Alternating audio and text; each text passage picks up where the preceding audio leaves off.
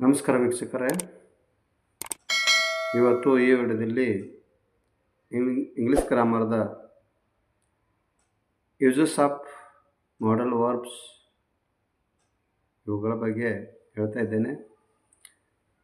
ಇಂದಿನ ವಿಡಿಯೋದಲ್ಲಿ ಇಂಗ್ಲೀಷ್ ಗ್ರಾಮರ್ದ tenses, present tense, past tense ಮತ್ತು ಫ್ಯೂಚರ್ ಟೆನ್ಸ್ ಇವುಗಳ ಬಗ್ಗೆ ಸಂಪೂರ್ಣವಾಗಿ ಹೇಳಿದ್ದೇನೆ.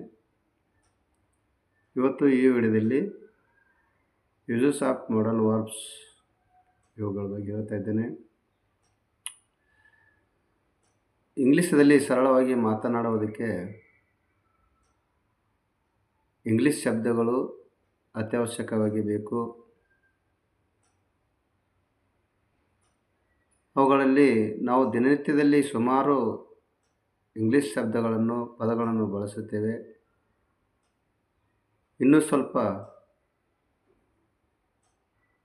ಇಂಗ್ಲೀಷ್ ಪದಗಳನ್ನು ಅರ್ಥ ಮಾಡಿಕೊಂಡರೆ, ತಿಳಿದುಕೊಂಡಿದ್ದರೆ ನಾವು ಸರಳವಾಗಿ ಮಾತನಾಡುವುದಕ್ಕೆ, ಬರೆಯುವುದಕ್ಕೆ ಅನುಕೂಲವಾಗುತ್ತದೆ.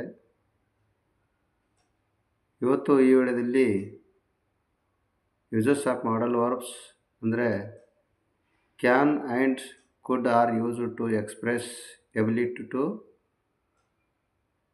Permission.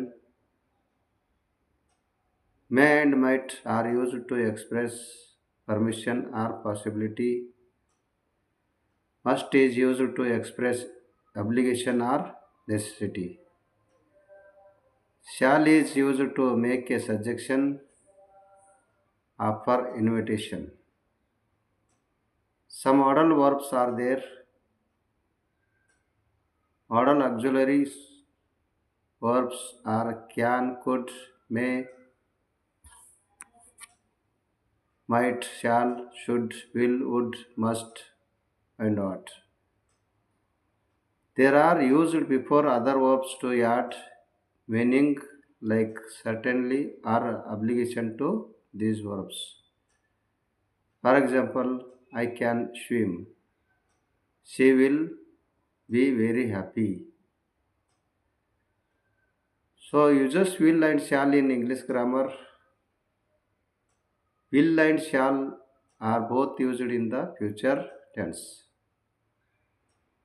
When talking about the future, will and shall are used with all verbs to form the future tense. Shall is used in the first person. I shall eat lunch. I shall drink milk. And will is used in all other persons. For example, you will eat lunch. She will eat lunch. In English grammar, will is used for all person, while shall is used with the first person pronouns I and we.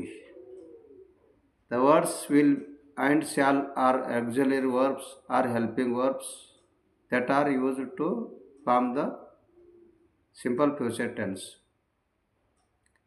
If you want to talk about the future, you will need to use the words will and shall. Thank you.